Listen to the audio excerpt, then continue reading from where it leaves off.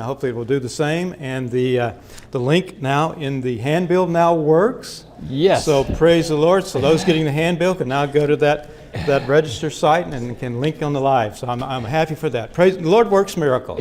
Amen. And with that, let's have a word of prayer because I know Tim has got a lot to present this evening. Our Heavenly Father, we thank you again for the blessing you've given us and will continue to share with us through your servant Tim. I ask that you would just pour your Holy Spirit upon him and upon our ears and minds, Lord, as we undertake this message, understand this message. And Lord, may it ever bring us to the realization, Lord, that we're living in the end times and looking forward to that soon coming of our Savior Jesus Christ. In his precious name I ask. Amen.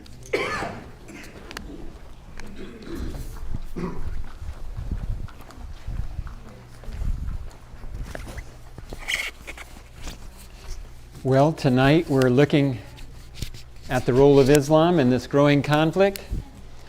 I know we have a couple of folks that are here for the first time. Is this coming through well? They're saying it's not coming through well. All right. Hey. The king of the north in Daniel 11 is a power that invades or occupies Israel from the north, and the king of the south is going to be a power that invades or occupies from the south. That's pretty straightforward, right? And so in Daniel 11, it starts with Persia. They come over and drop down on Jerusalem and Israel from the north. Then the Greeks come in, and they come over and drop down on Israel from the north. The Greek Empire then splits four ways, but Daniel really only cares about two of them in chapter 11. North and south, Seleucid to the north, Ptolemies to the south. They fight back and forth. Jerusalem gets caught in the crossfire. The Roman Empire then comes in, unites the whole Mediterranean area, and they have Jerusalem and all the rest of it. But then the Roman Empire breaks up in multiple pieces. But again, Daniel only cares about two in Daniel chapter 11, north and south, and you have papal-led Christian north, Islamic south. And in presentation 2, I went through and showed you the history and the prophecy on how that works out. Presentation 3 shows how the United States becomes the primary enforcer for the papacy. Presentation 3, if you want to go back and look at that one. And basically Europe as well. So basically United States, Europe makes NATO as their enforcers. Because in the first conflict, they borrowed the Christian nations of Europe for the Crusades. In the second one, they borrowed the Christian nations for the Holy League. And in the third one, they're going to borrow forces too. All right? Now, something I've made very clear right at the beginning, and I want to make clear again. Of these three conflicts, the Crusades, the Ottomans, and the time of the end, people often ask, are the Christians and Muslims worshiping the same God? And that is a loaded question. It depends on which side is asking you why they're going to attack you when you answer yes or no. So don't answer with a yes or a no. Okay? I've been around this topic long enough to know you don't answer yes or no on that one. Besides, I actually like to be technically correct. And so here's the answer.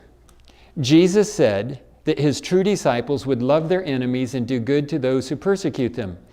So just take a simple test here. Was it the Crusaders or the jihadists in the Crusades that actually loved the other side and did good to them? Neither one. So here's the simple truth. There are many Christians and many Muslims who are worshiping the same false god of force, fear, and anger, do it our way or else. You can look at that in the Crusades, the Inquisition. You can find that in almost any church of any denomination where you're going to have a couple of members that are just really ugly to anybody who doesn't see it their way. Tell me that's not true. You've got a few people scattered out all over that are just, they will force their way no matter what. I don't see God as the God of force. However, I know that there are some Christians and some Muslims who have found or are in search of the same true God of love, truth, peace, and forgiveness. And tonight I get to show you how I see that in Scripture. All right? And I also will show you how it's actually already happening. Now, we're going to look primarily at the role of Islam in the third and final conflict. I will get back up and give you a little show how it fits in before that. But let's start out with this third and final conflict. Daniel 11, verses 40 to 43. At the time of the end, so I'm not making it up that this is the time of the end application, all right? That's what it says. The king of the south, believe that to be Islam, shall attack him, the king of the north. So the king of the south pushes against the king of the north. And the king of the north shall come against him like a whirlwind with chariots, horsemen, and many ships. He shall enter the countries, overwhelm them, and pass through. It's going to be relatively short conflict compared to the first two. He shall also enter the glorious land, that's Israel, and many countries shall be overthrown, but these shall escape from his hand, Edom, Moab, and the prominent people of Ammon. That is western Jordan. He shall stretch out his hand against the countries, and the land of Egypt shall not escape. Well, Egypt is Egypt. He shall have power over the treasures of gold and silver and over all the precious things of Egypt. Also the Libyans and Ethiopians shall follow at his heels. Libya at that time was almost all of North Africa, and Ethiopia covered everything south of Egypt, which would include Sudan, Somalia, and Ethiopia, Eritrea, all that area. Tell me, what do Western Jordan, North Africa, and all that area south of Egypt have in common? It's Islam. When the king of the south goes down, it just showed you a three-way breakup of Islam. And I'll get into that more in a bit. So Islam, Muhammad gets his visions or whatever he gets in the cave around 612. And then, within 22 years, you have 4 Muslim armies come up out of the Saudi Arabian desert, go up through Israel, and loop back around and head out into North Africa in that 634 to 637 range. That was pretty fast.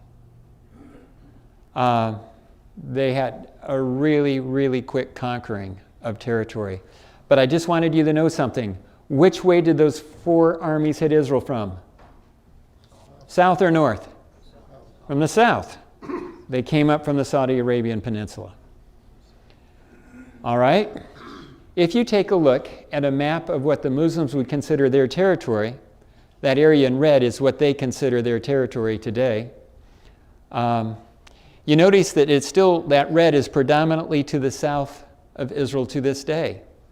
And the yellow up above is still predominantly to the north, and the United States is linked with them. So you do notice Turkey I have striped, because Turkey is politically aligned with NATO, and it's religiously aligned with the Muslim world. And it is right now really moving radical on the world. Erdogan is really trying to continue to change Turkey away from the Western world. Charles Malek was a world politician in the 1970s. He was president of the United Nations General Assembly for a year at that time. He was a Lebanese, born an Orthodox Christian. He was an ambassador from Lebanon to the United States. He was also lecturing at Harvard. So he's a pretty interesting character. Here's what he says. The only hope for the Western world lies in an alliance between the Roman Catholic Church, which is the most commonly influential, controlling, unifying element in Europe, and the Eastern Orthodox Church. Rome must unite with Eastern Orthodoxy because the Eastern Orthodox Church controls the Western Middle East. And if they don't solidify that control, Islam will march across Europe. Islam is political. The only hope for the Western world lies then in a united Europe under the control of the Pope. Why would he say that? Because he started seeing a radicalization of Islam in Lebanon before most of us noticed it. He also knows history. And the reason that the Muslims were able to cause so much havoc under the Turks is that the Orthodox Christians and the Catholics didn't unite to fight them. And he's saying, hey, this time we should do that. But he wasn't done.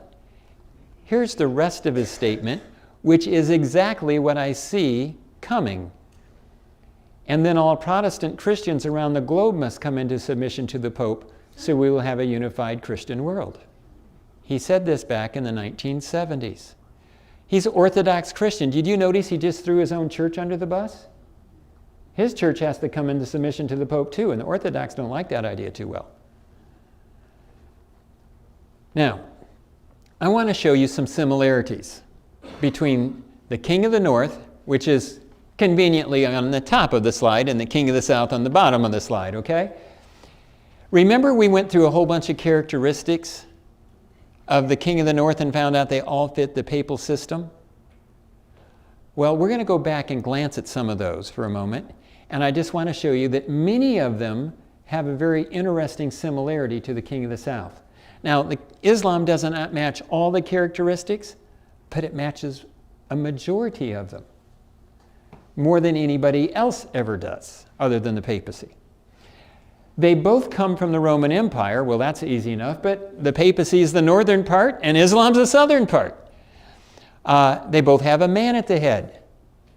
We have a pope for the Catholic Church, the King of the North. We have a caliph for the King of the South. And I'm guessing most of you don't know what a caliph is. You know what a pope is. A pope is the religious leader of the Catholic Church that claims worldwide power both politically and religiously. Okay? Guess what? A caliph is the leader of Islam that claims worldwide power both politically and religiously. They both say they're going to control the world someday. Every time we have a king of the South, and we haven't had a consistent king of the South, but every time we do, first there's Arab caliphates, we have the Crusades. Then there are Ottoman caliphates, we have the Holy War. Time of the end, you get a caliphate, guess what you're going to have? A holy war, because there's not room for both of these guys on the same planet. Never has been. They speak great words, other words of saying Antichrist. Well, Antichrist is either in place of Christ or against Christ, and the Pope puts himself in place of Christ, and Islam denies the divinity of Christ. They both persecute the saints. Oh yeah, they both did that. Hey, look, the King of the North, the papacy, they killed Muslims, Jews, and Christians who differed with them during the same time period. The caliph killed Christians, Jews, and Muslims who differed with them. They sound a lot alike so far, don't they? The papacy gets to the dragon's capital of Rome, the dragon seat. But how many capitals were there for Rome? 2. The other one is Constantinople, now known as Istanbul, which became the capital of the Ottoman Caliphate when they claimed to rule the world for Islam. One gets one capital, one gets the other one. Kind of convenient, isn't it? There are time prophecies for both in Revelation. We have the 1260 years. But for Arab Islam, we have a time prophecy in Revelation 9. It's called 5 months, which would be 150 years. And then Turkish Islam was even more precise. It showed a time prophecy of 391 years and 15 days.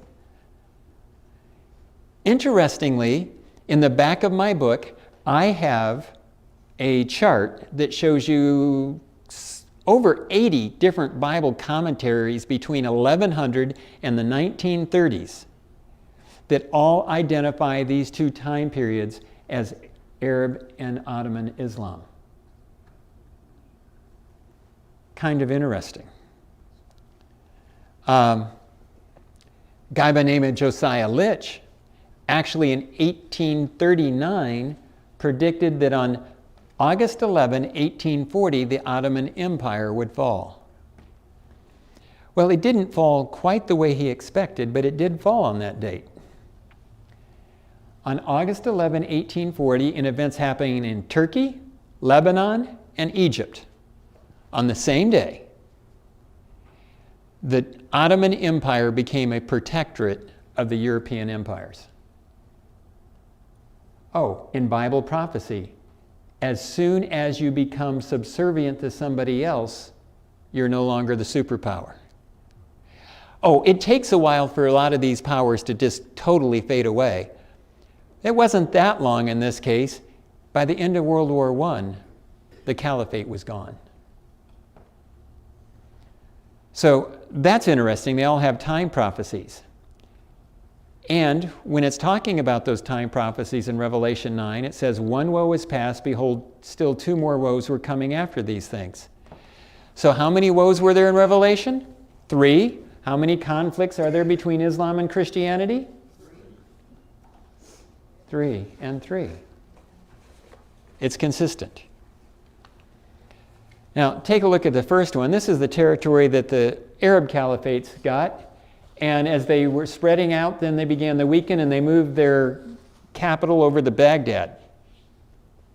And they began to recede in power.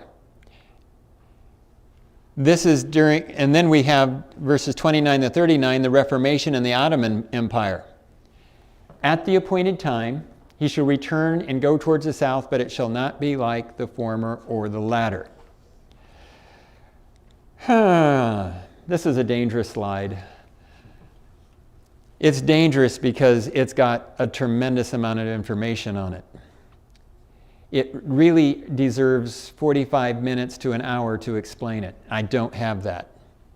If you want the full explanation, you need to show up here, what they call Sabbath School, Saturday morning at 9:30. I'll give the full explanation. I'm now going to give you a brief overview. And why is this dangerous? My wife calls this explanation of this slide the graduate level course. So you get the cliff notes of the graduate level course on this one. But anyway, it says at the appointed time. There's one conflict before it, there's a conflict after it, but the appointed time. I discovered that we have some time prophecies in Daniel that set up the bookends of the appointed time. We have a prophecy in Daniel 12 that says that there is 1290 and 1335 from the abomination of desolation. But in Daniel's writings, there are 2 abominations of desolation.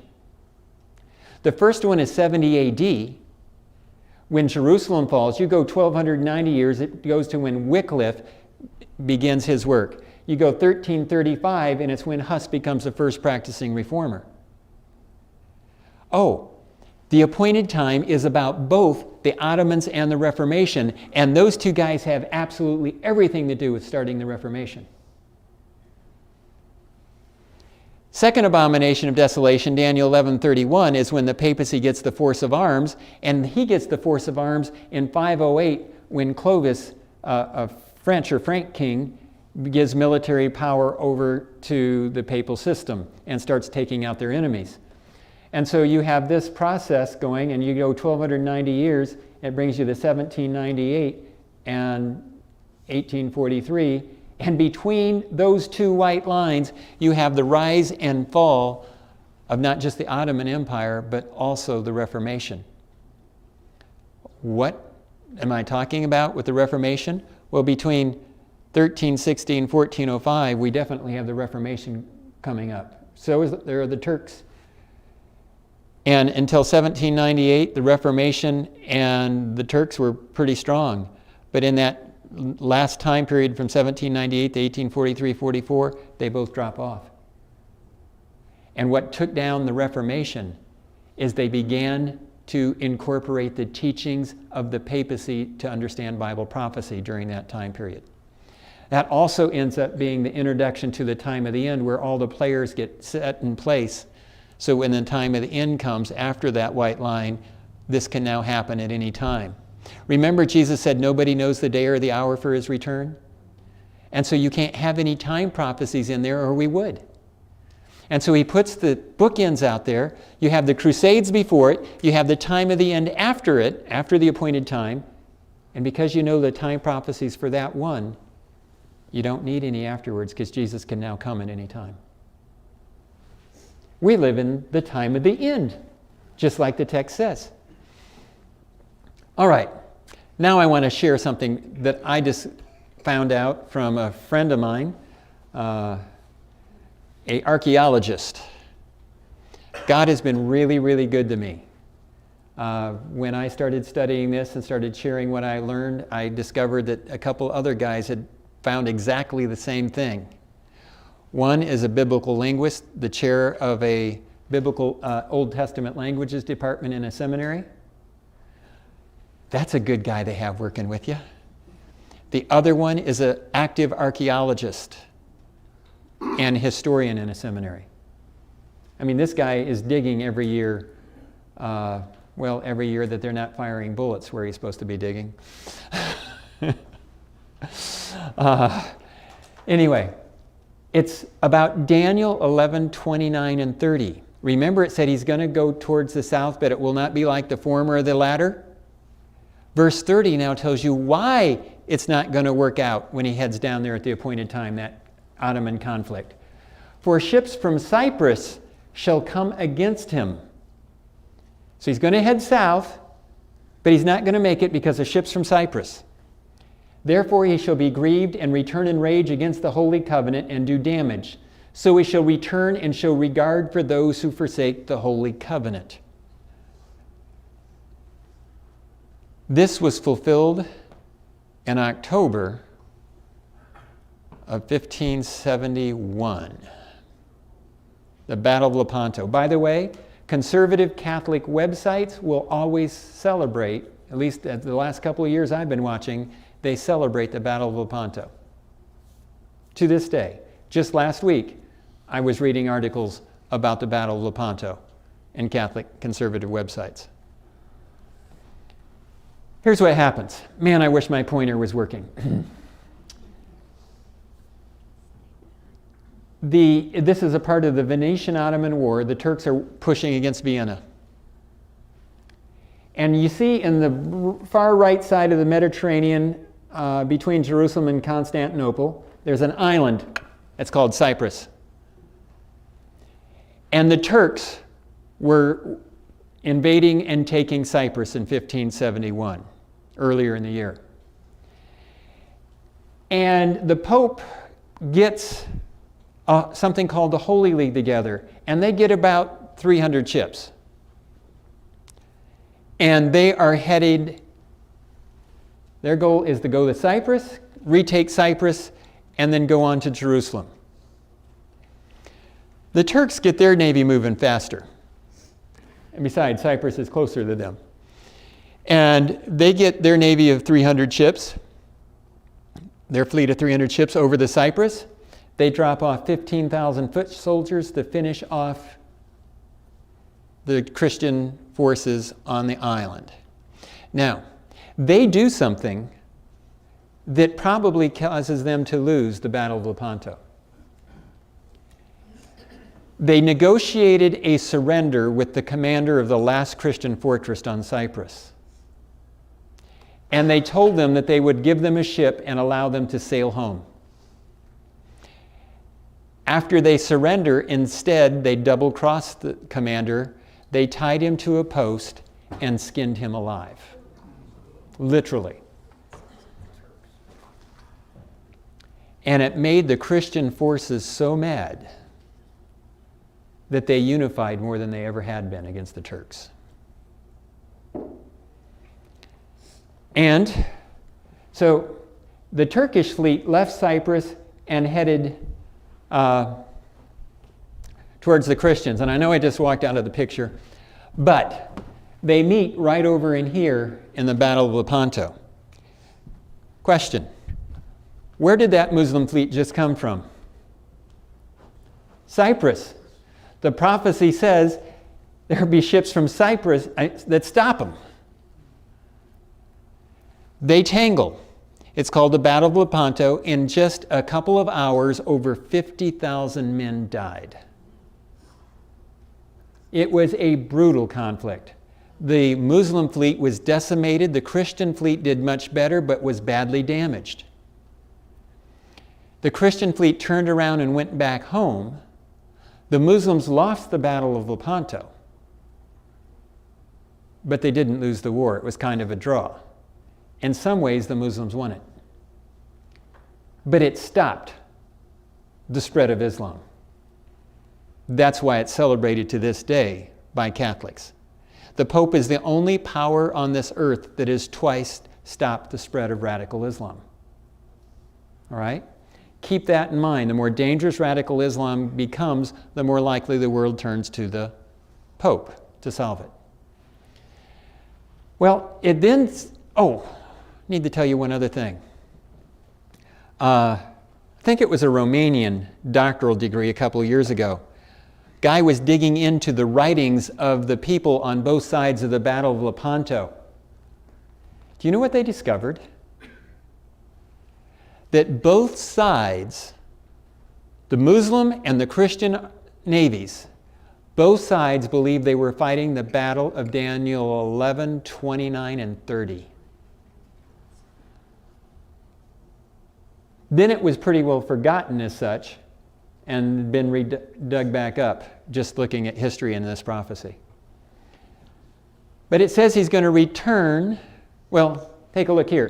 In 1571, this is a painting that the Pope had put up in the Vatican, celebrating the Battle of Lepanto and its victory. But it says he's going to return home in anger against the covenant. You see, he wanted to have a picture put up of conquering Cyprus and conquering Jerusalem. But the pictures, the two paintings that go up in 1572 are not of Cyprus and Jerusalem. They're of them double-crossing somebody else and killing 70,000 Huguenots that were following the Bible instead of the teachings of the church. Happened in France. Here's the paintings that go up next, or at least one of them. St. Bartholomew's Day's Massacre, when in just about a week's time, 70,000 Protestants were killed. They were told that they would be allowed to have this big gathering and everything. It was a wedding and all kinds of stuff they were going to have, and that they were all given a safe passage. They got together and were killed instead. And the papacy celebrated by putting paintings up at the Vatican. So what's interesting to me is the prophecy said he's going to try and head south. He's not going to make it because of ships from Cyprus. He's going to return home in anger against the covenant, and boom, boom, boom, it all fits. And that's the neat thing about Daniel 11. You hit spots where it just jumps at you, and then he waits a while and hits another one, and hits another one. Now, why does God allow these Islamic invasions into the Christian world? Well, it actually says in the Bible, so I don't need to guess. But the rest of mankind who were not killed by these plagues did not repent of the works of their hand, that they should not worship demons and idols of gold, silver, brass, stone, and wood, which can neither see nor hear nor walk. And they did not repent of their murders or their sorceries or their sexual immorality or their thefts. In the Old Testament times, when God's people, his Israel, did not worship him correctly and they put up images and bowed down to the images, did they gain or lose the protection of God? They lost it. When his New Testament people, his New Testament Israel, starts putting up images and bowing down to them, do you think they're going to gain or lose protection? In the Old Testament, when they lost protection, it was, the different Moabites, the Ammonites, the Babylonians, Abrahamic relatives, so to speak, that would come in to punish them. In the New Testament, an Abrahamic relative, Islam, following Ishmael, so to speak, comes in. It's really consistent. And although it says they're not going to repent, God's going to discipline them anyway. All right? Now, another thing that he's doing, you see up at the top it says Germanic tribes. While the Muslims of the Turks were pushing against Europe, there's a guy that's about to put the Reformation in the overdrive up there.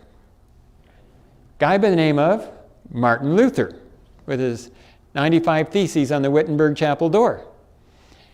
And the Pope did not like Martin Luther. Not at all. What kept the Pope from sending an army up there to take him Well, because a couple of princes were supporting Martin Luther and they had small armies. So it meant he had to have a decent-sized army to go up there and get Martin Luther. He couldn't spare a decent-sized army because the Turks are pushing at him from the south. And it seemed like Martin Luther is watching this, and Pope starts getting kind of mouthy and acting like he's going to get Martin Luther. The Turks push in, and Pope's got to pull out because the Pope needed everybody's armies down there, including the princes that Martin Luther is working with, to stop the Turks. And then the Turks would back off, and it looks like they're going to come after Martin Luther, and here comes the Turks again. And here's what Martin Luther said. His greatest defender was the Sultan of Turkey. Now get this. God said he would use all things for good, right? And so he uses the push of Islam to further the gospel into common languages and righteousness by faith being taught again. You go straight to Jesus for your forgiveness. And you read the Bible for yourself. Is that good news? Amen. Definitely was. By the way, that 1335 from the abomination of desolation is to take you the good news. And that's exactly the good news it takes you to there. The other one is the time of the end when Jesus can now come at any time. All right. Also, we find that the king of the north, the papacy, gets a deadly wound. But it comes back with great power. So I decided I was going to graph that out one time. I was in a hotel room with nothing to do. You leave me sitting somewhere with nothing to do, my mind is probably going to deal with Bible prophecy, especially something related to Daniel 11. That's how I'm wired now. And so I would just took a piece of blank paper and I started putting dots out there with dates, and then I connected the lines. That I knew pretty easily. Then I started putting what I knew about Islam down on the paper. Dots. It was like I had them in two separate worlds. I knew some history.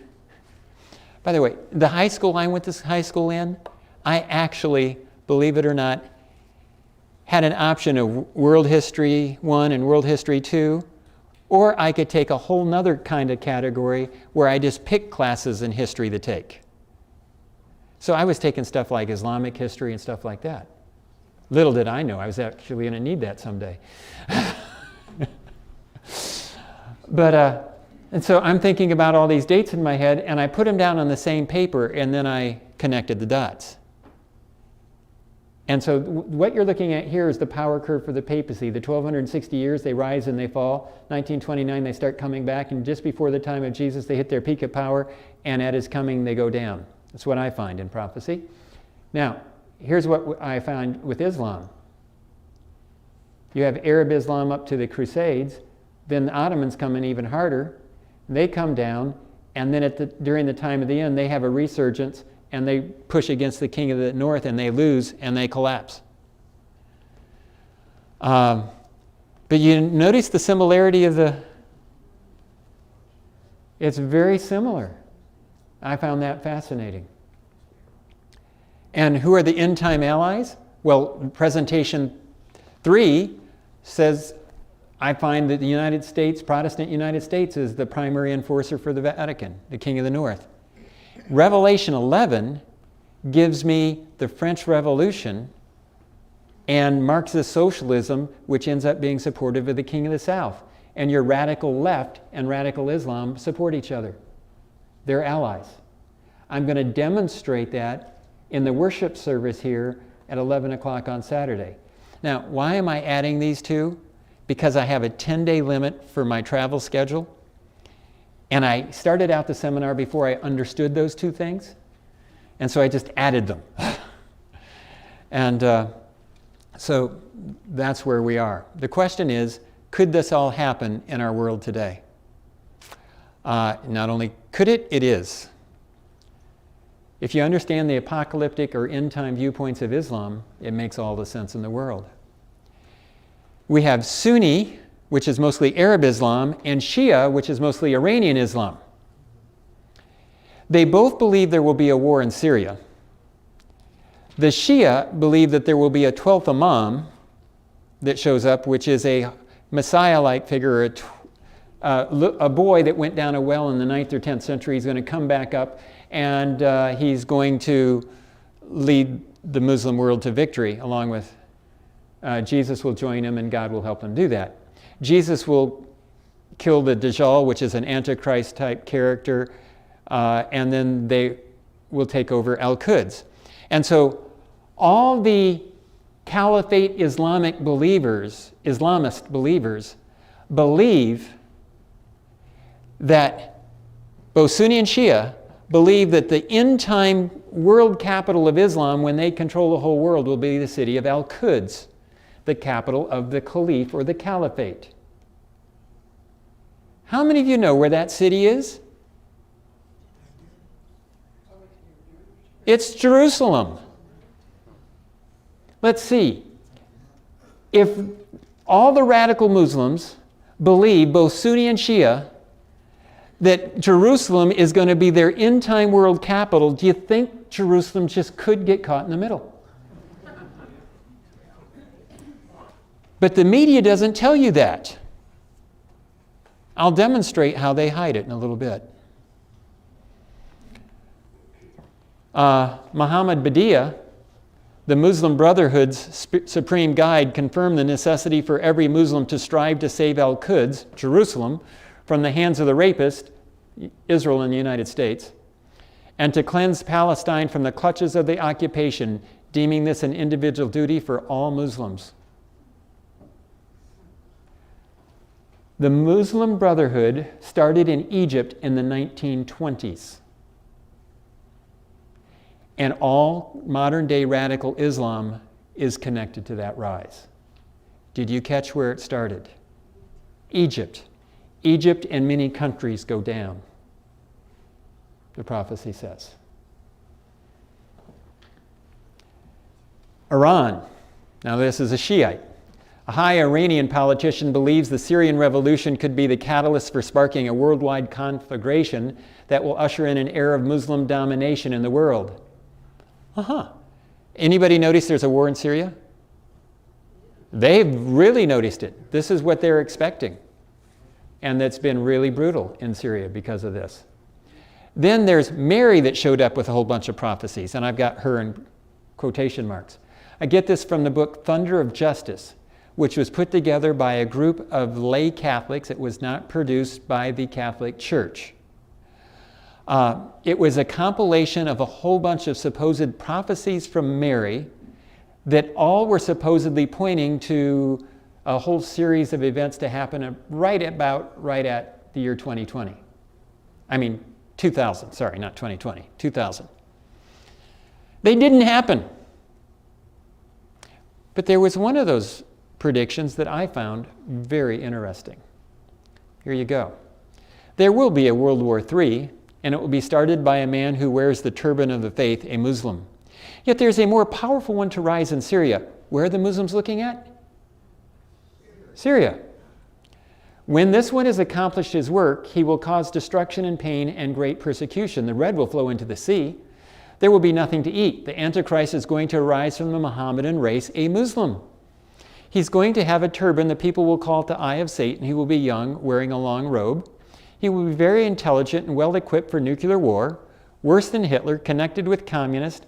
Oh man, if I'm right on Revelation 11, that's exactly what it says it's connected to. Fire rockets at us, and some will hit New York City. Those kind of look like rockets hitting New York City, right around 2000.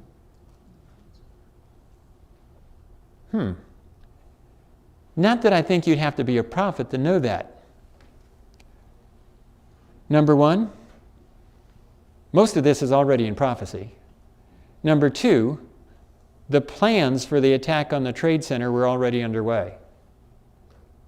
And so it wouldn't have to be a message from God. It could be a message from the same source that was causing the planning to happen.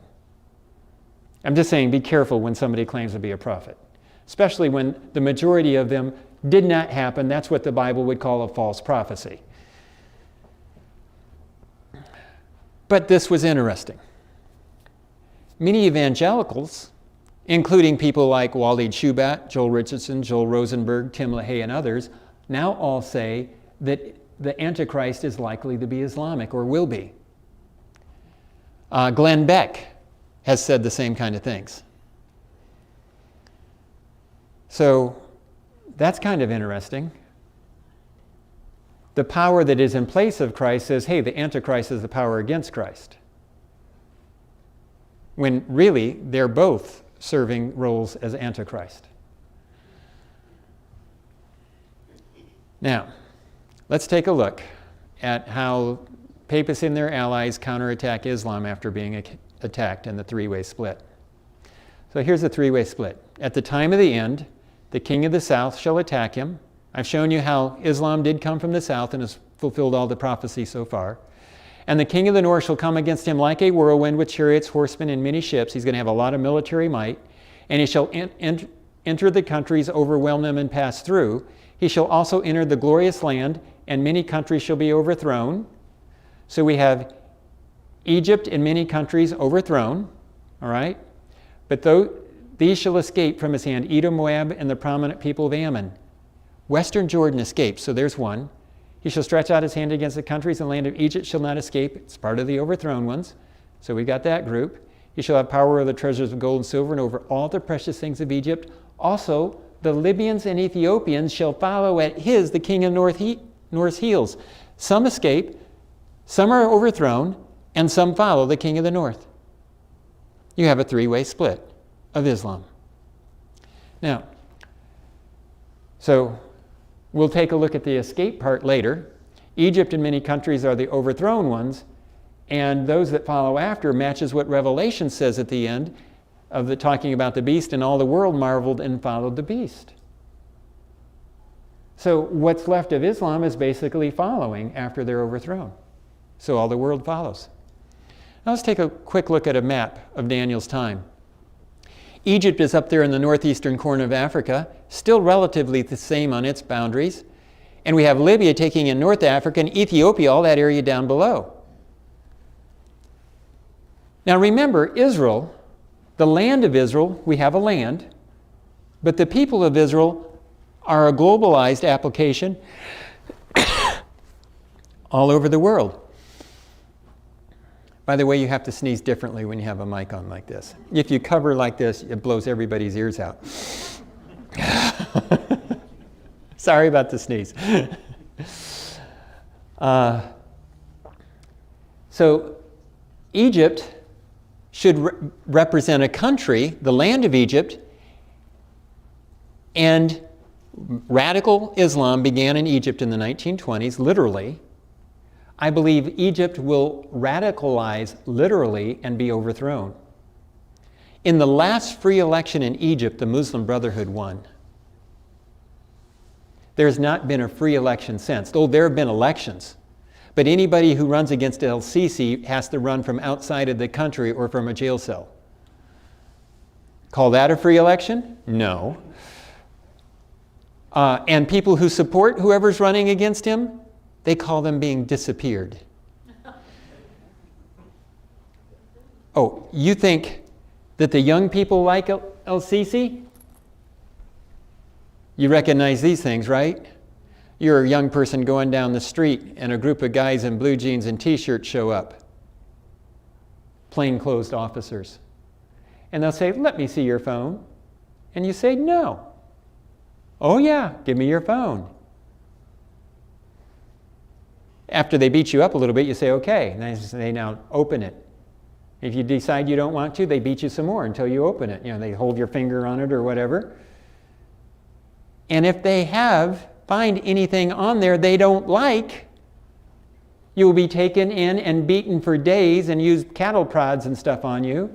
If you're lucky, you get to go home after that. Otherwise, you're never heard from again. What do you think the young people of Egypt think about their government? They're waiting for a chance. So I don't think el-Sisi will be there a long time.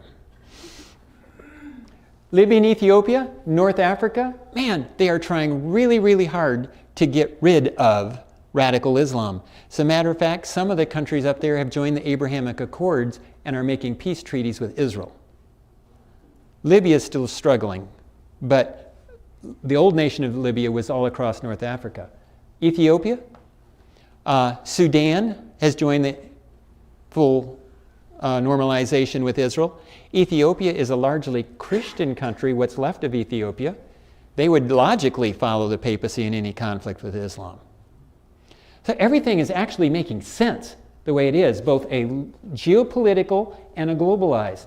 So the globalized for Libya and Ethiopia are all the moderate Muslims who say, hey, we don't like radical Islam either, don't kill us, we'll join with you. And they are joining right now. So how might this happen? Well, in 2011, when I wrote the first version of our book, I said there's a time coming that radical Islam is going to anger the papacy through some kind of an attack. People say, oh, that's 9/11. I said, nope, it's not. Because in 9/11, the papacy said, don't push back against the Muslims. Really, that's what they were doing.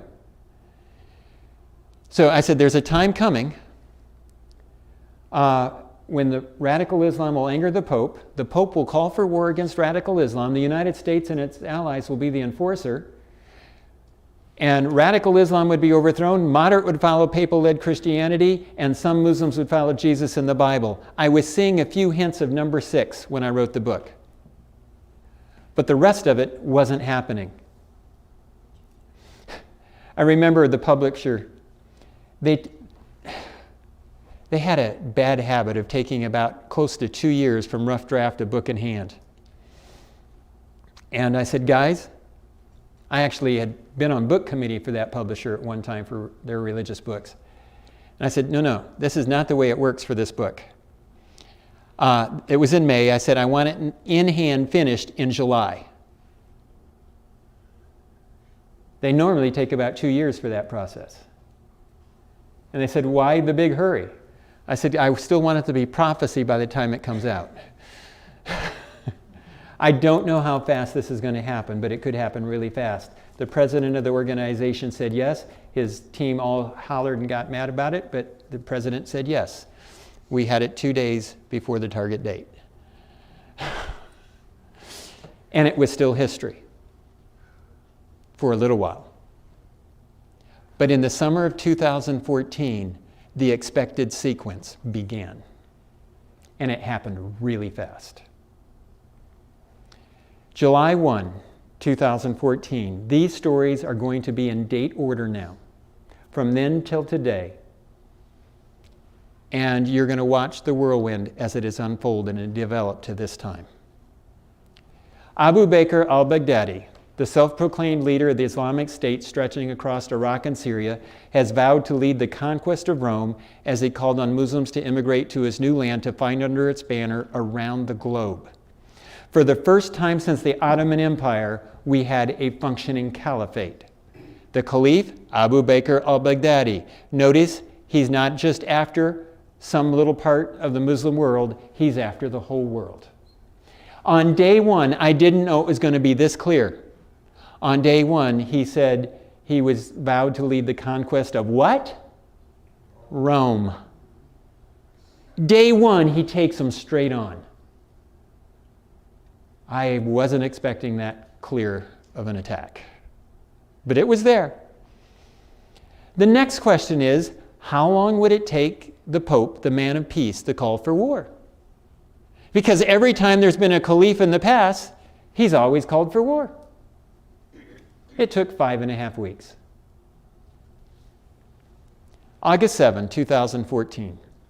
Pope Francis appealed to world leaders on Thursday to help end the crisis in northern Iraq after a sweeping advance by radical Islamic State militants forced thousands of residents of Iraq's biggest Christian town to flee their homes.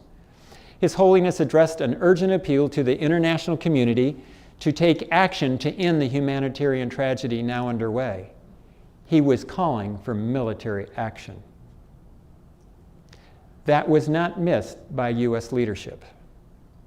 The next day, Obama says America is coming to help.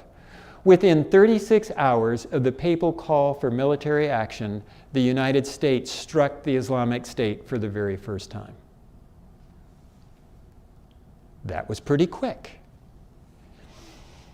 Do you have an idea why my gut feel was to the publisher, I want it out soon, not later.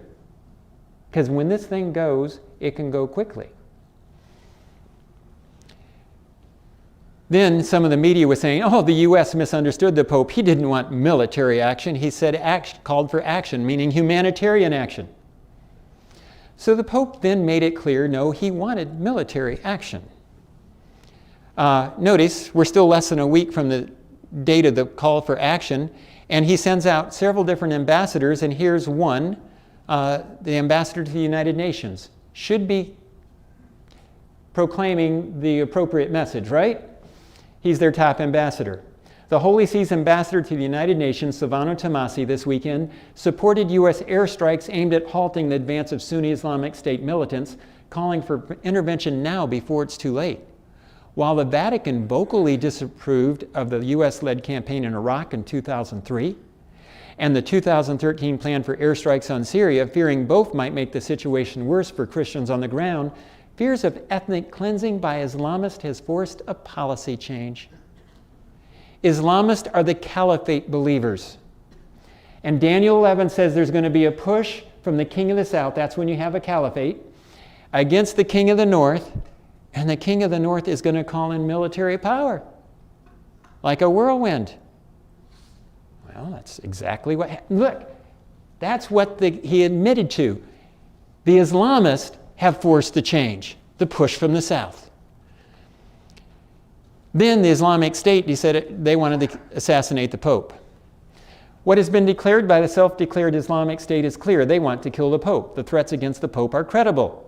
The Pope had made himself a target by speaking out against the human rights abuses committed against Christians in Syria and Iraq, as well as by his approval of attempts by the U.S. to try and roll back ISIL. That's not new, though. Al-Qaeda had a plot called the Bojinga plot to kill the Pope in the Philippines in front of 1 million people in 1995. Look up that word, Bojinga plot, and you'll find the whole story. Guy by the name of Ramzi Youssef. Anybody recognize the name? He's the bomb maker for the first World Trade Center bombing. He went to the Philippines as well. He had a little mistake there, though.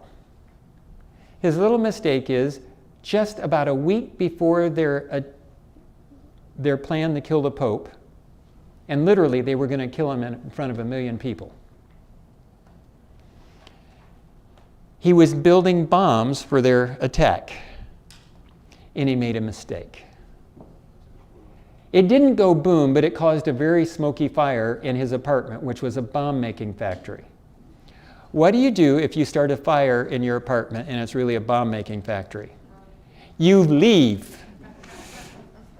And he left quickly, and so did his buddies that were a part of the cell, the plot to do this. The local fire department doesn't know it's a bomb-making factory. They think it's an apartment. They come in and they successfully put out the fire. But as they start looking around, they start going, this was close. And Ramsey's buddy, his assistant, comes back to the apartment. He said, man, I am so glad you guys were able to put this fire out. I need my computer for work. And they said, I'm sure you do. You're under arrest. They looked on the computer. It had the whole plot. And that was only stage 1 of the plot. Bringing down airliners all over the world was stage 2. That happened the next day. Interesting. Why do they want to take the Pope out so badly? Because if you can take out the Pope, you're almost guaranteed a holy war. And they want a holy war because they believe if they can start the chaos, God will step in and win for them. They don't have to be able to win the fight on their own. All they have to do is get the war started, then God will win it for them. That's their belief. So your radical Muslims, the Islamists, that's how they're thinking. Jihadi John to Obama, the dog of Rome. So right after the Pope says sic 'em and the U.S. hits, from then on they're called the dog of Rome. Then the Pope says something really interesting. Remember, the prophecy says he's going to go after Islam, but it splits three ways. Moderate Islam follows him. Well, if moderate Islam is going to follow him, wouldn't you expect the Pope to be trying to make friends with them? That's what he's doing. It's like he's out to fulfill the prophecy. Pope Francis said that equating Islam with violence was wrong and called on Muslim leaders to issue a global condemnation of terrorism to help dispel the stereotype. You just can't say all Muslims are terrorists, just as you can't say that all Christians are fundamentalists. We have our share of them, fundamentalists. All religions have these little groups. Think about that one for a little bit. He says you can kill radical Muslims. They're following the caliphate and the Quran. The radicals, the fundamentalists, you can take them out. Hey, moderates, follow me. Oh, yeah, we have our problems with radical fundamentalist Christians, too. Well, if you're following the Quran, it makes you a radical Muslim. If you're following the Bible, it makes you a fundamentalist or radical Christian. Hey, what did they call people who were fundamentalists during the Reformation? They called them heretics, and they burned them at the stake. Can you not see something here? He's going after radical Islam, and who's he going to go after next? Fundamentalist Christians, and that's exactly what the prophecy says follows.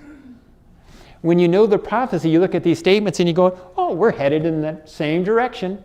I call it the right direction because that's right before Jesus comes. Then the world united in Paris against radical Islamic terrorism. A historic crowd of more than 1 million people, including more than 40 world leaders, jammed the streets on Sunday. Leaders often at odds, such as Ukrainian president and Russian foreign minister, they were shooting at each other in the Ukraine at that moment, but their leaders were walking side by side against radical Islam in France. You have Israeli Netanyahu and Palestinian Mahmoud Abbas. Interesting. What was the event that caused this? Ever remember something called the Charlie Hebdo incident? Or massacre? Charlie Hebdo magazine, a satire magazine, ran some cartoons of Muhammad. And some radical Muslims came in and attacked the headquarters there. And then they went from there and they ended up getting in a gun battle at a Jewish deli, and a total of 17 people died. But the majority of those 17 people were journalist types. So the media went crazy over this one. And when the media goes crazy, your world politicians want to be there in the front row and get all the coverage. Do you remember that story? Got a lot of coverage, didn't it? Do you remember the story that happened at the same time where around 2,000 people were killed in a terrorist attack? I mean, within a week of it. The whole world heard about 17, but missed 2,000. That's almost as many as 9/11. BBC covered it. Nigeria says the number of people who lost their lives in an assault by Boko Haram militants on the town of Baga last week was no more than 150. The wording there just bugs me. No more than 150. The Defense Ministry said the figure included many of the terrorists who had attacked the town in Borno State and faced resistance by troops. Local officials earlier estimated the number of deaths as many as 2,000. Nigeria has often been accused of underestimating casualty figures to downplay the threat of Boko Haram. I was in that area the year before. We went in and out in hiding. I saw my share of assault weapons on that trip. When I presented, there were men with machine guns standing in the doorway, facing out. You don't get that in the U.S. Now, I've never had it in the U.S. anyway. But there you did. And what we know is there were no troops there to have killed mostly terrorists. It was about a week before the troops were able to retake control of the area. And there were around 2,000 or possibly more that died in that attack. It was so bad of an attack that the president was run out of office over it. Anybody know his name? As we were driving along at a high rate of speed, I saw this great big billboard along the highway. We were traveling at 95 on a 2-lane road with potholes to make us, it's harder to hit a fast-moving target, folks. That's the plain truth. I saw this huge billboard, this great big man with a big smile on his face, and across it says, "Good luck, Jonathan." I turned to our driver and I said, "Why are they wishing Jonathan good luck?" And the driver and the handler that are in the car with us, "By the way, you do whatever those two guys tell you to do, because they don't want to die and they don't want you to die." And so they both start laughing. And they said, "Good luck, Jonathan is the name of our president. Good luck's his first name, Jonathan's his last name." His luck ran out with this attack. He was voted out of office. But why didn't you hear about it? It didn't involve media. There were no pictures. And the worst part of the story is, they're just African Christians. The media is still very racist. If you're African and Christian, you don't count. That's a horrible combination. The media will overlook you if you have that combination. I have some very good friends in that area, so I take it differently.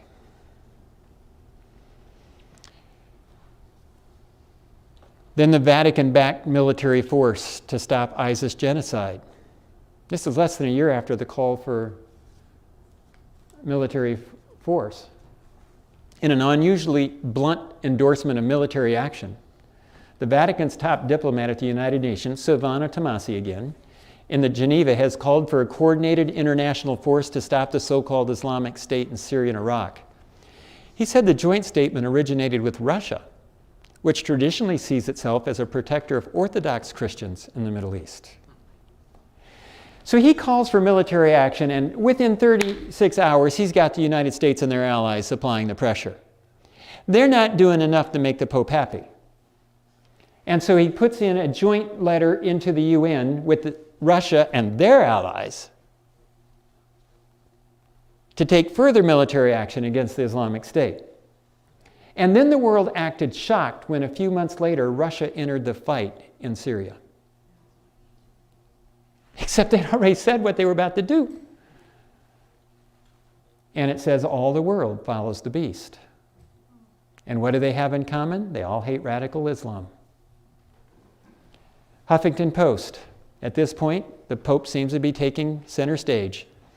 Just like at the Crusades and the Ottomans, they were always afraid of Islam and they turned to the Pope.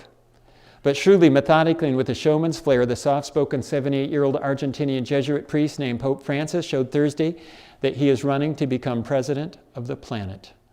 And the Huffington Post was ready to endorse him. The liberal media loves this guy. So it is the conservative media, by the way. The media loves this guy. Then you have a mass migration crisis. It hasn't gone away yet either. "I don't think this wave can stop," said Sonia Licht at the International Center for Democratic Transition. "The global north must be prepared that the global south is on the move, the entire global south. This is not just a problem for Europe, but for the whole world." You'd probably say, looking back on it, after 6 years, she's pretty accurate. People all over the Middle East and North Africa want out of these radicalized Muslim countries, and they're trying to get into Europe. And some of them are trying to get into the US by way of South America, and then lots of South Americans are trying to get out of their crazy governments, like Venezuela and stuff, which happens to be Marxist socialist. And they're allying with Iran, interestingly enough. This thing's right on. And then there's this guy by the name of Donald Trump that starts talking about building a wall on the southern border. I mean, this is all in the time period when he starts to run for president. And he was asked what he would do with radical Islam. He said, well, the point is they want to do serious harm. We have to take them out. We have to take them out very, very swiftly and viciously if necessary. We've got to destroy the brand of jihad. Swiftly and viciously sounds like a whirlwind. And based on what I know about Daniel 11, radical Islam will be taken out. And at his inauguration, here's how he said he was going to do it. We will reinforce old alliances and form new ones, and unite the civilized world against radical Islamic terrorism, which we will eradicate completely from the face of the earth. That's what I see happening in Daniel 11. He said he did the job. He didn't. But he's trying to ask for a second chance to finish it now. I don't know if he comes back or not. But if he comes back, he's going to come back hitting even harder than he did the first time. Look where he went on his first foreign trip. Saudi Arabia, Israel, the Vatican. Saudi Arabia, where the king of the south comes from. Israel, the one caught in the middle. And the Vatican, where the king of the north comes from. He's 3 for 3 for the players of Daniel 11. He said the visit to Saudi Arabia will include a truly historic gathering in Saudi Arabia with leaders from all across the Muslim world. We will begin to construct a new foundation of cooperation and support with our Muslim allies to combat extremism, terrorism, and violence. I don't know how many people connected it, but this is when he laid down the foundation for the Abrahamic Accords. We'll get to that more. Then he announced the U.S. would officially recognize Jerusalem as the capital of Israel and would move the embassy there. Oh my. If you want to set off the radical Muslims, where do they want to set up their world capital? Jerusalem. And you just gave it to who? Remember, that's the ones they called the rapist? Uh-huh. Yeah. I was sitting back wondering, does he know what he's doing? Because if he's thinking, and he may have been, he said he was going to take out radical Islam, right? If you're going to take out radical Islam, you have to have some way for them to self-identify. You say you're going to give the capital, Jerusalem as the capital of Israel, the radical Muslims will now all self-identify. You know who to kill. If he was doing it that way or not, I'm not sure, but it seemed like he was. Within a week, there was a meeting in Turkey, supposedly an ally of NATO. But Erdogan himself wants to become the caliph and control the world for Islam. And Soleimani, the commander of the Al-Quds force, says his nation is ready to support Palestinian forces in the Gaza Strip days after the U.S. recognized Jerusalem as Israel's capital. That is a loaded paragraph. Soleimani is the commander, or was the commander, of the Iranian Al-Quds force. And the Iranian Al-Quds force, Jerusalem force, is called that because they believe someday they will set up the caliphate in Jerusalem. And so their special forces are the Jerusalem force. Get an idea why Israel doesn't like them very well? And they are Shiite. The Palestinians are Sunni. But when Trump announces that he's going to recognize Jerusalem as Israel's capital, the Shiites suddenly say they're ready to support the Palestinian forces in Gaza. The Sunni ones. Trump was able to bring the radical Sunni and Shia together to some degree with that statement. And here's how the media hides where Al-Quds is. They talk about the U.S. recognizing Jerusalem as Israel's capital, but when they talk about Al-Quds force, they don't tell you it's the same thing. Often they will talk about Al-Quds and Jerusalem in the same paragraph as if they're different cities. And unless you know better, they're hiding the truth in plain sight. How many of you knew that Al-Quds was Jerusalem before I told you a bit ago? 2 hands, 3 hands. But the media does that stuff right in front of your eyes all the time.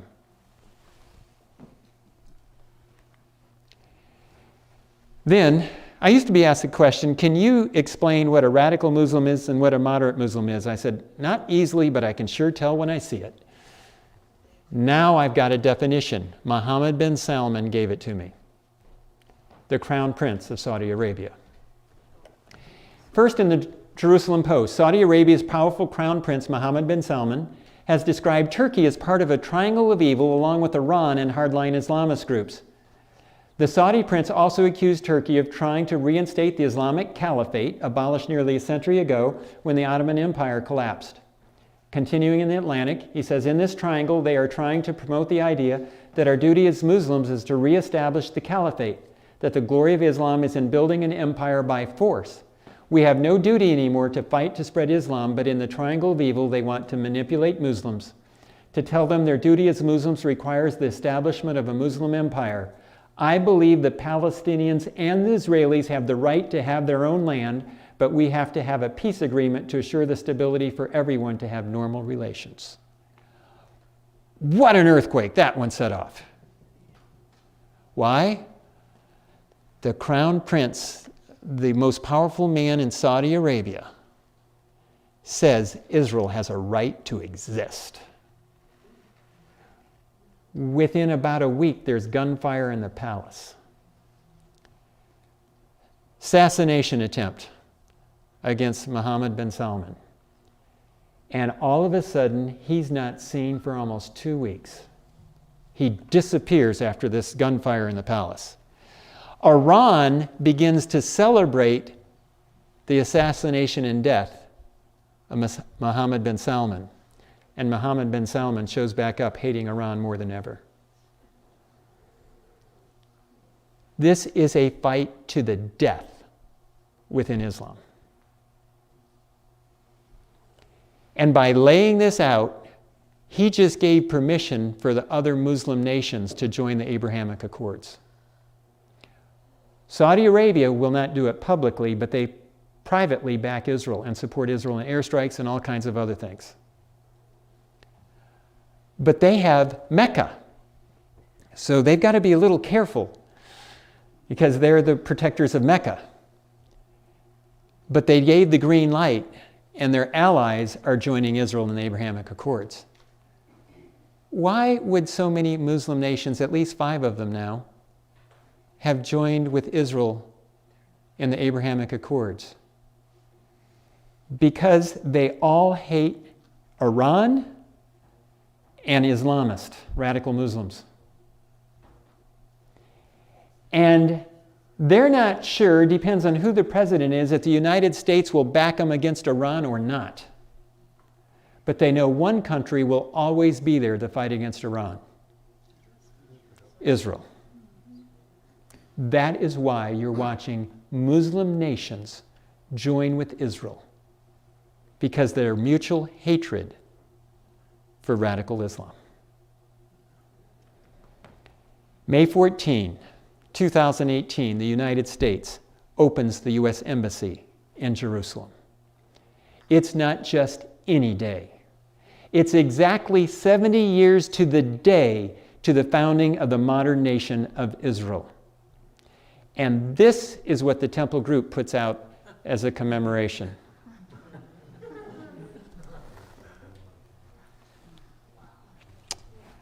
The guy in the background is called Cyrus the Great. After 70 years of captivity, he tells the Jews, Jerusalem is yours, and they end up rebuilding the temple. After 70 years of statehood, Trump says Jerusalem is yours, and they believe they will someday rebuild the temple, which causes all kinds of excitement in our world. We'll talk about that a little more later. Not tonight, but in a following night. Iran was making all kinds of threats, and Trump told Rouhani, the president of Iran, threaten us and you will suffer. And he went on in the article to say, you will suffer like no one has ever suffered in history. Picture can be worth 1,000 words. There's their response. Recognize the building? It's the White House. Recognize the guy holding a radio? Soleimani, the commander of the Al-Quds force. who claimed to have, I forget if it was 1,000 or 2,000 terror cells in the United States, just waiting a command from him to attack. He's got a radio in his hand. He's called in an attack on the White House. The U.S. flag is falling. If you could read the little print under the Farsi over there on the left, it says, "We will crush the USA under our feet." Trump said, "You will suffer like no one's ever suffered before." There's their response. You do know who was living in the White House at that time, don't you? Donald Trump. You do know that whenever somebody attacks Donald Trump, he tends to come out swinging in return, right? Uh-huh. Whose picture's there? Soleimani. I would not want to have my picture on that postcard or poster. Then this interesting article from the Atlantic. The Vatican and the Gulf have a common enemy. That was the title. The subtitle was "The Meaning of the Pope's Historic Visit to the United Arab Emirates." What has changed in brief is the dual rise of the Muslim Brotherhood and the Islamic State. The following analysis applies equally to the Emirates and to Saudi Arabia. Facing direct challenges, the Gulf states calculated that they could no longer appease Islamists and should instead crush them. That is precisely what they have done both in UAE and Saudi Arabia. The institutional authorities of Islam and the political authorities with which they are aligned have just bought themselves an institutional ally, the Pope. They actually signed agreements with the Pope on this stuff. If not a theological one, whether the alliance keeps the theological barbarians at bay is another question. But this alliance between the Pope was made between the Pope and the United Arab Emirates. Who's the first one to step forward shortly afterwards to make normalizations with Israel? United Arab Emirates. After they made an agreement with the Pope. Interesting. Then, Iran puts out another picture. It's loaded again. You have ships smoking and sinking, and they're all flying Israeli or American flags. You recognize the building in the background, don't you? Dome of the Rock, which is in Al-Quds, Jerusalem. Look at the water. Is it a little bit strange looking? It's not water, is it? It's a Palestinian headscarf. Why are the Iranian Shiites supporting the Sunni Palestinians with missiles and weapons to attack Israel? Because they want Al-Quds. Why are they sinking ships in the Persian Gulf? It's all about wanting Al-Quds. I mean, they laid it right out in the picture. Then Abu Bakr al-Baghdadi was killed, October 2019, 2 years ago. They instantly named a new guy, Kardash, the professor, Abdullah Kardash. He's still the caliph. He keeps himself very low profile. He does not want to die.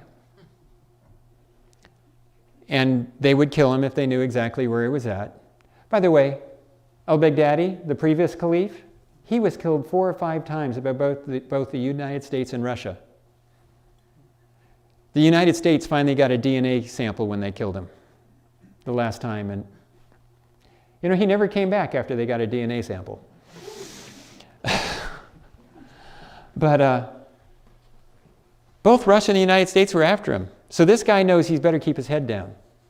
But under him, the Islamic State is roaring back all over the place. All the way down, they're holding territory all the way down in the Mozambique, south of the equator. So is it finished? No. More likely it expands, or it combines with Iran or Turkey, Al-Qaeda, or any of these other groups that all want to establish a caliphate. The worst thing is a combined force. I don't know what exactly will happen. I just know we had a push from the king of the south, the king of the north hit back, and we're into it. I don't think it's over. I think we just basically went through round 1. AP explains rising Iran-US tension after a general's killing. Soleimani got killed in a drone strike. Guess who ordered it? Trump, the one that lived in the building that had the explosion going on in the picture. A U.S. airstrike near Baghdad's international airport killed Soleimani. Defense Department said it killed Soleimani because he was actively developing plans to attack American diplomats and service members in Iraq and throughout the region. No kidding. A couple of days earlier, the U.S. embassy had been attacked in Iraq, and on the walls they painted, "Soleimani sent us." That was probably the last straw. A couple of days later, he was dead.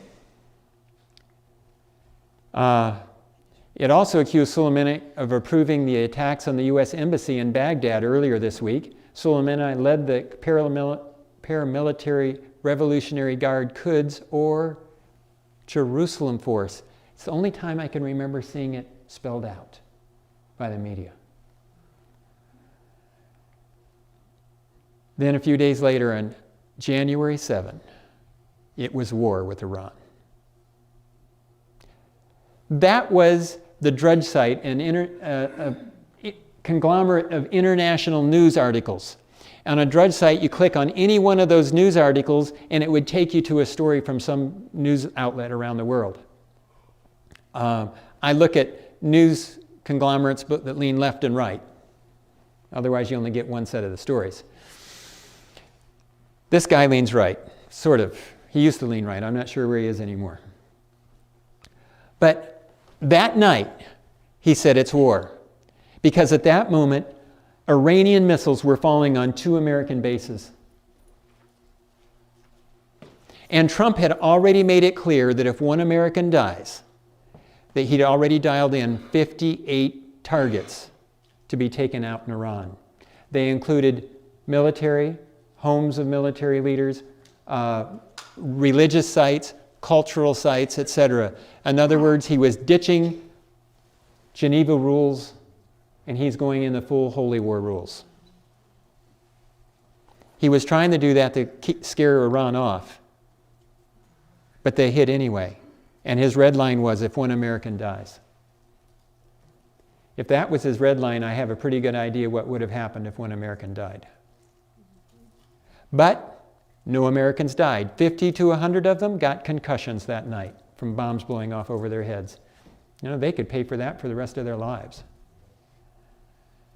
But nobody died, and Trump held fire. And we didn't go to war. But the Muslims weren't backing off. A few days later, Al-Aqsa Preacher, which is a mosque up on the Temple Mount, says the following: Siam can be seen telling the enthusiastic crowd that 3 prophecies would soon be fulfilled, that the rightly guided caliphate will be established, that Jerusalem will be liberated and established as its capital, and that Islam achieve world domination. It's what I've been telling you along the line anyway. So yeah. And you have the caliphate returning all over. Pentagon warning here, terror slaughter, 50 men beheaded and men and boys on a Mozambique football pitch before chopping them up and kidnapping every woman. These are the kinds of things that are going on. Many times a week, but the media doesn't cover it because that's old news. Civil war brewing. French soldiers send Macron another chilling warning following earlier letter from retired generals calling for military action against Islamists. Warnings of civil war in France. The next French election is going to be really interesting, and that's next year. Netanyahu vows Hamas will pay a heavy price. Hamas attacked Israel with 400 and some missiles in May in 11 days. I think it was 400, maybe it was more than that. It was over 400 or more. And they were trying to prove that they were defenders of Al-Quds, Jerusalem. And there was a sub-reason for it. Every time in the past, whenever a Muslim nation starts befriending Israel, the Palestinians will stir up a conflict, and the Muslim nation has to side with the Muslims, not with Israelis, right? And so you have these 5 Muslim nations now joining in the Abrahamic Accords. You've got to stir up a fight to get them to back off. Except this time, all 5 of them held with Israel.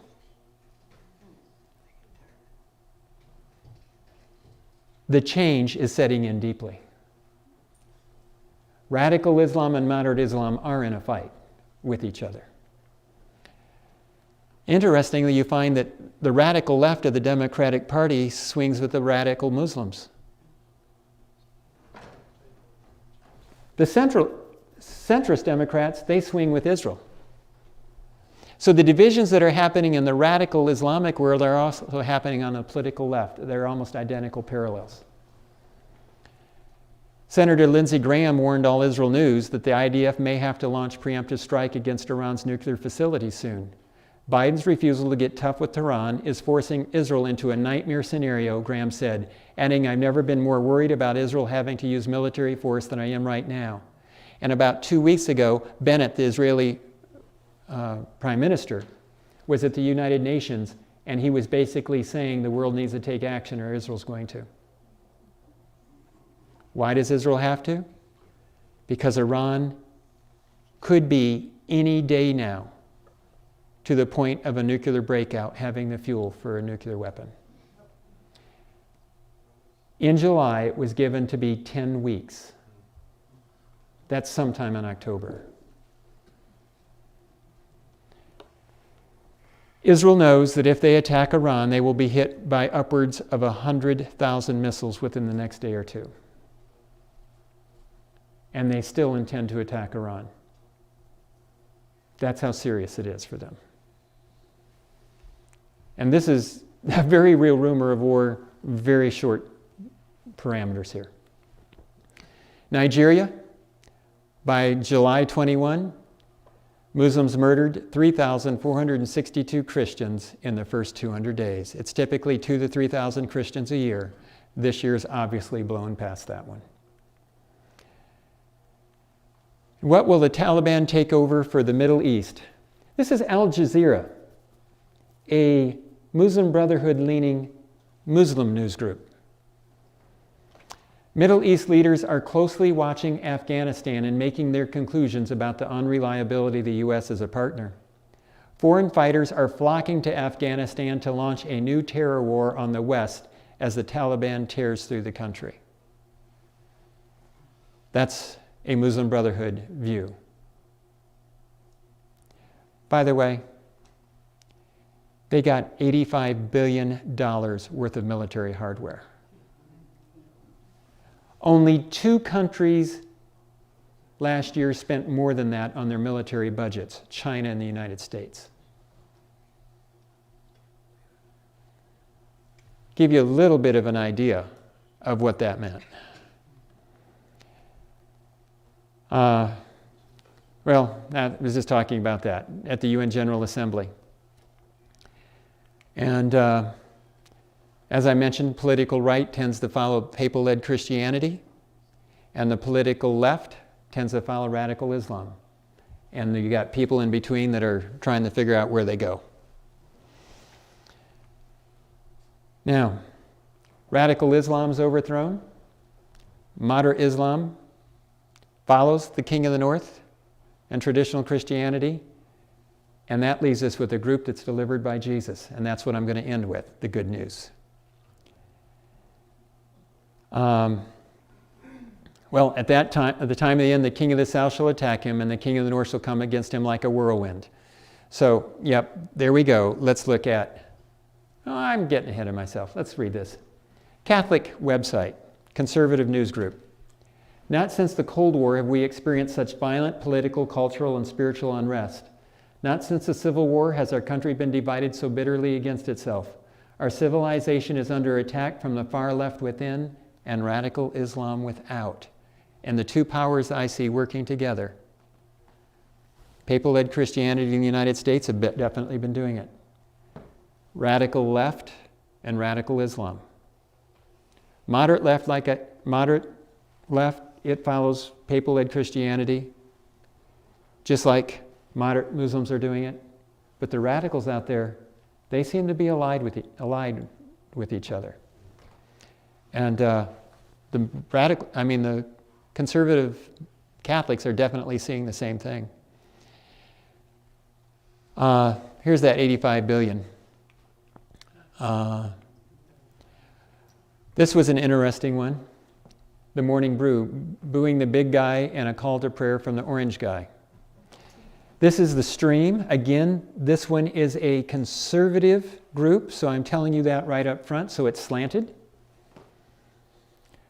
President Trump is calling on Americans to turn to God and join in 21 days of prayer. In a video recording for Sunday's Day of Prayer for America event with Gold Star families in Washington, D.C., he said the only way to answer the evil we face that day is by turning to God. In the end, there's only one true answer to death and evil we saw on September 11th. It is God that is the answer, who stood tall over the wreckage at Ground Zero, where rescuers forged the mighty steel cross from the fallen tower's broken beams. It's the same site that was seen hundreds of miles away in Shanksville, where the first spontaneous memorial to the heroes of Flight 93 was a simple but beautiful wooden cross. Turning to God, he said, is the answer to evil. Biden did release a little video for 9/11, as Breitbart noted. He took the time to complain about dark forces in America who showed resentment and violence against Muslim Americans, and to tout the peaceful religion of Islam. This as the Islamic Republic of Iran was launching drone bombs towards U.S. troops in Iraq to commemorate the 9/11 anniversary. Do you think this fight is over between radical Islam and the U.S.? It's likely to ramp up even more when you think about these things.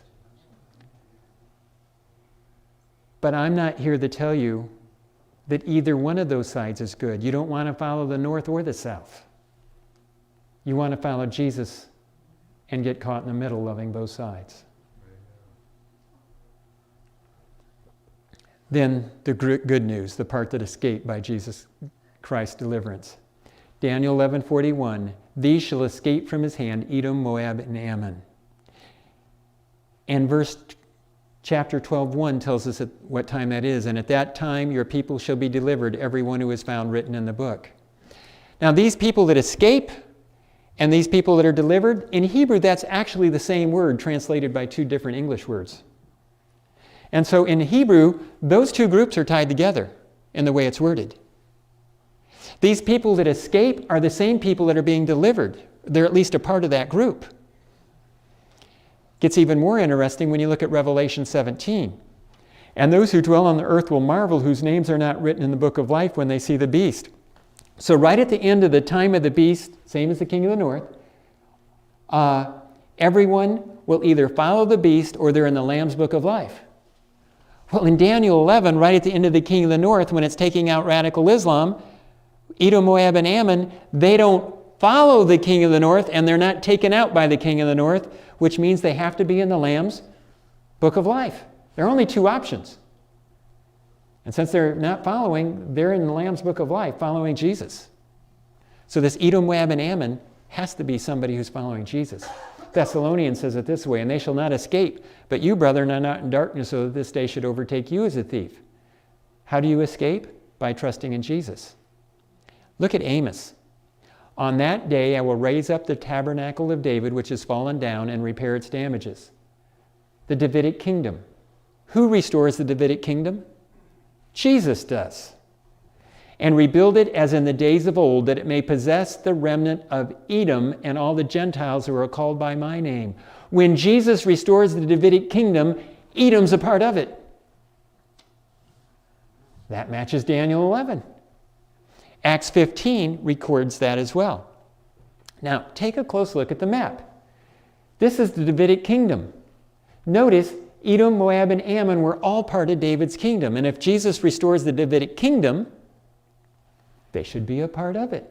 But remember, place names are real, but they represent a spiritual global application as well here in this part of Daniel. So you have Israel, and right beside it you have Western Jordan.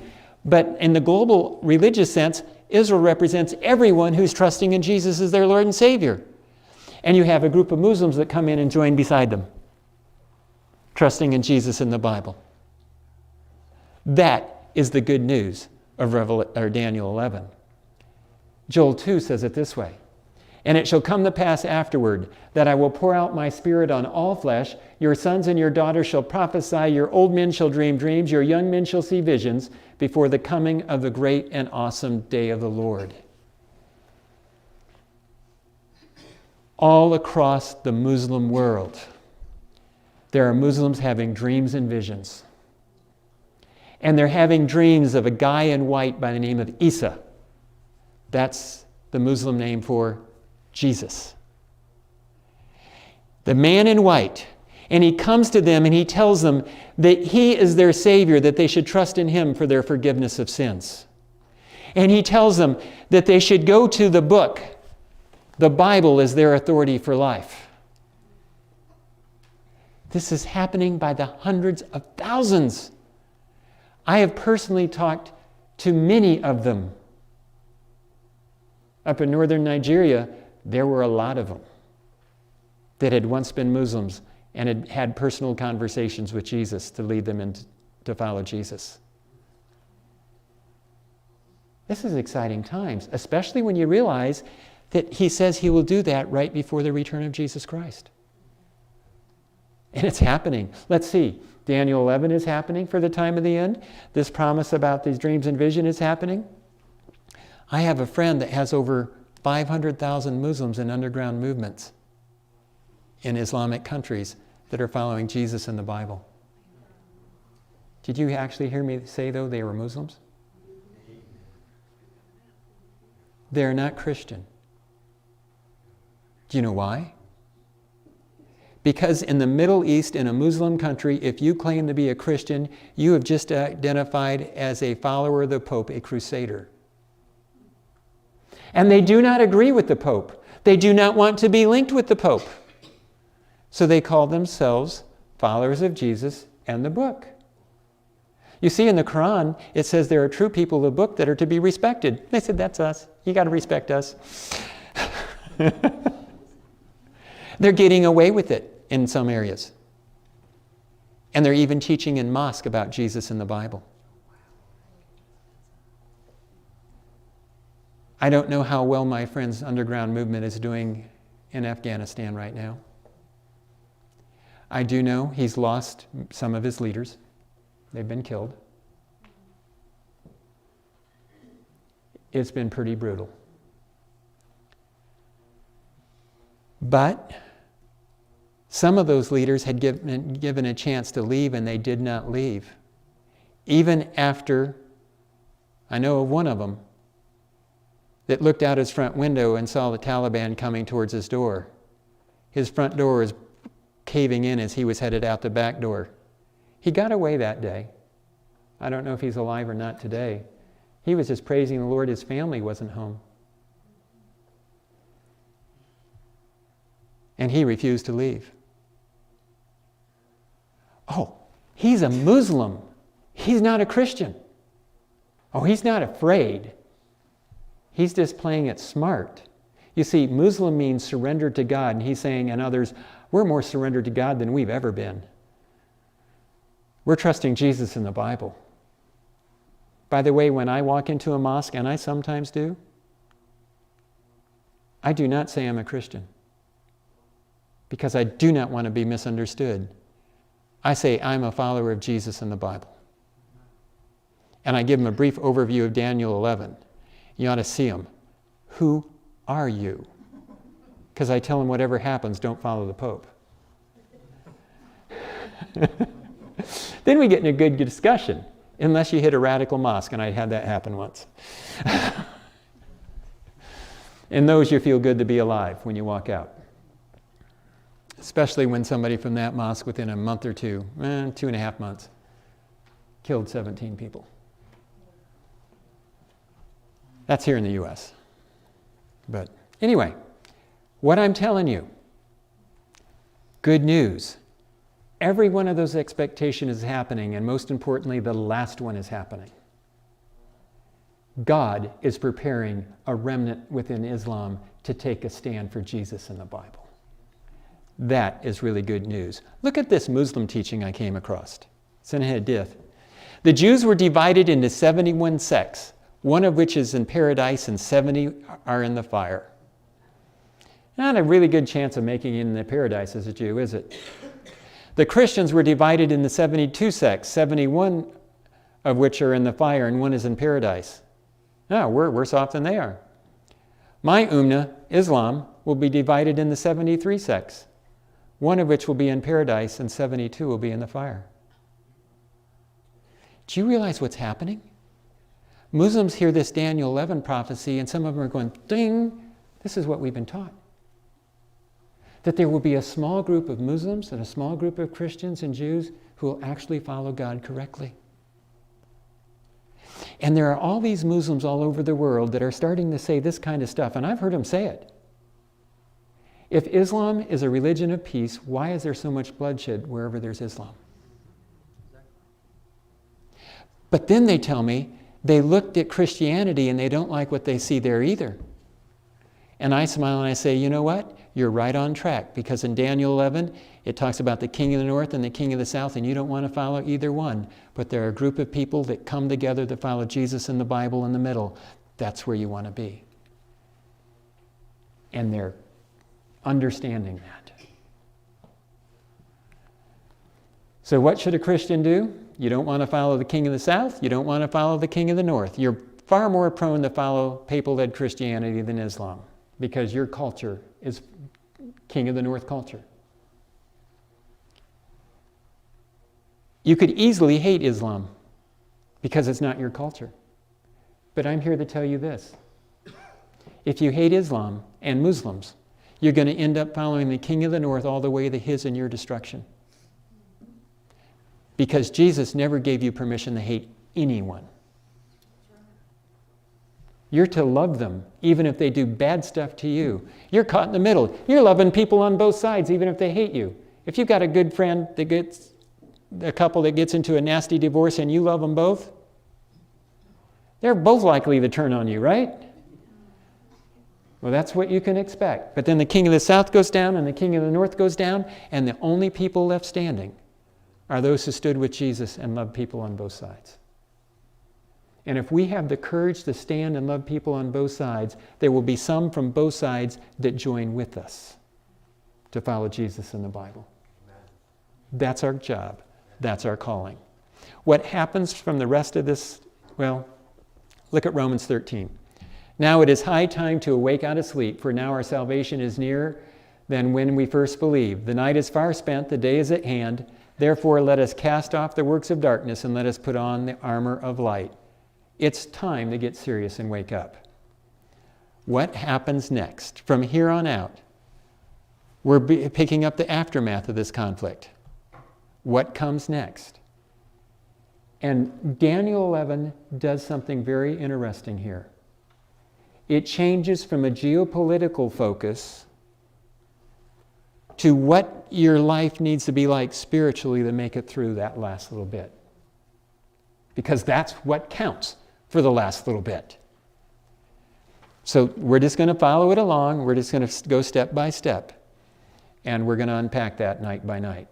Our next presentation is Tidings from the East and the Mark of the Beast. Tidings from the East is what comes next in Daniel 11, and it's parallel to the Mark of the Beast in Revelation 13. And we will look at that. Saturday morning at 9:30 a.m., the times of Daniel 11 and 12, that graduate level course that I gave you really quick, we'll give you more time then.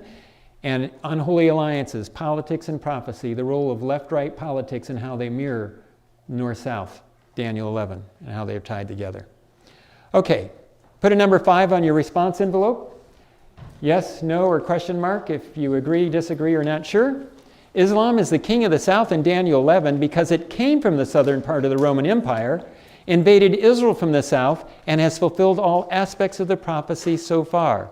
If you agree with me, yes, disagree, no, or question mark. Number 2, both the king of the north and the king of the south have persecuted God's people of faith.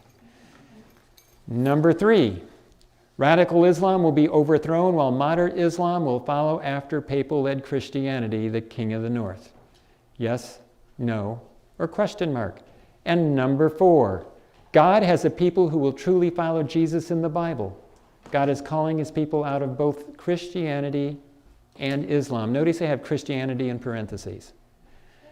Because a lot of what calls itself Christianity is just going along with culture, not really following God's word. And number 5, you want to say yes, no, or question to this one? I hope it's a yes. I will follow Jesus and what the Bible teaches, just like this Muslim remnant is doing. Okay, let's close with prayer. Dear Lord, I thank you for your blessings. I thank you for the blessing of your word and of Jesus. And Lord, as we've watched tonight, how your prophecies are literally being fulfilled in front of our eyes, I ask that your Spirit will help each one of us to wake up and find ways to share your love and your truth with people we love and people who seem to not love us even. In Jesus' name.